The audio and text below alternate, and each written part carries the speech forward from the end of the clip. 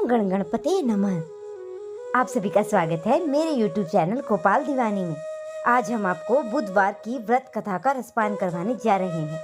अनुरोध है कि आप इस कथा को पूरा सुनकर जाएं। इस कथा को सुनने से कभी भी यात्रा करने का पाप नहीं लगता। आइए कथा आरंभ करते हैं। समतापुर नगर में एक मधुसूदन नामक एक व्यक्ति रहता था और वह बहुत ही धनवान था। मधुसूदन का विवाह बलरामपुर नगर की सुंदर और गुणवंती लड़की संगीता से हुआ था। एक बार मधुसूदन अपनी पत्नी को लेने के लिए बुधवार के दिन बलरामपुर गया और मधुसूदन ने अपनी पत्नी के माता पिता से संगीता को विदा कराने के लिए कहा। माता पिता बोले कि बेटा आज बुधवार का दिन है और बुधवार को किसी भी शुभ कार्य हेतु यात्रा नहीं करते, लेकिन इस बात से मधुसूदन नहीं माना। उसने ऐसी शुभ और अशुभ की बातों को न मानने की बात कही। बहुत आग्रह करने पर भी संगीता के माता पिता ने विवश होकर दोनों को विदा कर दिया और दोनों ने बैलगाड़ी से यात्रा प्रारंभ की। 2 कोस की यात्रा के बाद उनकी गाड़ी का एक पहिया टूट गया और वहां से दोनों ने पैदल ही यात्रा शुरू की। रास्ते में संगीता को जब प्यास लगी तो मधुसूदन ने उसे पेड़ के नीचे बैठाकर जल लेने के लिए मैं चला गया। थोड़ी देर बाद जब मधुसूदन कहीं से जल लेकर वापस आया तो वह बुरी तरह से हैरान हो उठा, क्योंकि उसकी पत्नी के पास उसकी ही शक्ल सूरत का एक दूसरा व्यक्ति बैठा हुआ था। संगीता भी मधुसूदन को देखकर हैरान रह गई कि उन दोनों में कोई भी अंतर नहीं कर पाए। मधुसूदन ने जब उस व्यक्ति से पूछा कि तुम कौन हो तब और मेरी पत्नी के पास क्यों बैठे हो। मधुसूदन की बात सुनकर उस व्यक्ति ने कहा कि अरे भाई, यह मेरी पत्नी संगीता है और मैं अपनी पत्नी को ससुराल से विदा करवाकर ला रहा हूँ। लेकिन तुम कौन हो और तुम मुझसे ऐसा प्रश्न क्यों कर रहे हो। मधुसूदन ने लगभग चीखते हुए कहा, तुम चोर या ठग हो। यह मेरी पत्नी संगीता है। मैं इसे पेड़ के नीचे बैठाकर जल लेने के लिए गया था। इस पर व्यक्ति ने कहा कि अरे भाई, झूठ क्यों बोल रहे हो। संगीता को प्यास लगने पर जल तो लेने मैं गया था। उसने कहा कि मैंने तो जल लाकर अपनी पत्नी को पानी पिला भी दिया। अब तुम यहाँ से चलते बनो, नहीं तो किसी सिपाही को बुलवाकर मैं तुम्हें पकड़वा दूंगा।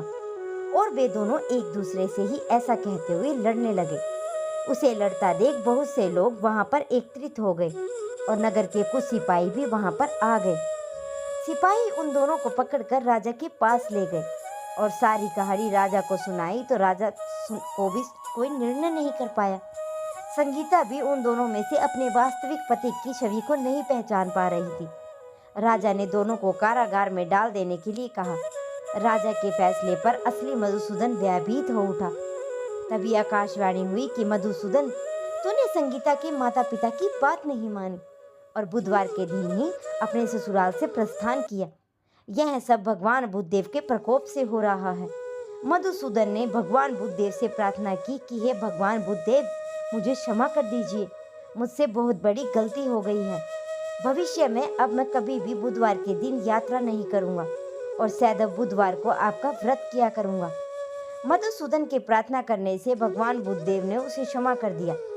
तभी दूसरा व्यक्ति राजा के सामने से गायब हो गया और राजा और दूसरे लोग यह सब चमत्कार देखकर हैरान हो गए। भगवान बुद्धदेव की इस अनुकंपा से राजा ने मधुसूदन और उसकी पत्नी को सम्मानपूर्वक विदा किया और कुछ दूर चलने पर उन्हें अपनी बैलगाड़ी भी मिल गई और बैलगाड़ी का टूटा हुआ पहिया भी जुड़ा हुआ था। दोनों उसमें बैठकर समतापुर की ओर चल दिए। मधुसूदन और उसकी पत्नी संगीता दोनों बुधवार का व्रत करते हुए आनंदपूर्वक जीवन यापन करने लगे। भगवान बुद्धदेव की अनुकंपा से उनके घर में धन संपत्ति की वर्षा होने लगी और जल्द ही उनके घर में और जीवन में खुशियां ही खुशियां भर आई। बुधवार का व्रत करने से जीवन की सभी मंगल कामनाएं पूरी हो जाती हैं और व्रत करने वाले के लिए बुधवार के दिन किसी भी आवश्यक काम के यात्रा करने से कोई भी कष्ट नहीं होता। तो ये थी बुधवार की पौराणिक व्रत कथा। अब अगली व्रत कथा आप अगली वीडियो में सुनेंगे और मुझे कमेंट में अवश्य बताएं कि अगली कथा आप किस विषय में सुनना चाहेंगे। और आशा करती हूँ कि आप सभी को कथा पसंद आई होगी। अगर आप सभी को कथा पसंद आई है तो मेरे चैनल को सब्सक्राइब कर दीजिए और वीडियो को लाइक कर दीजिए।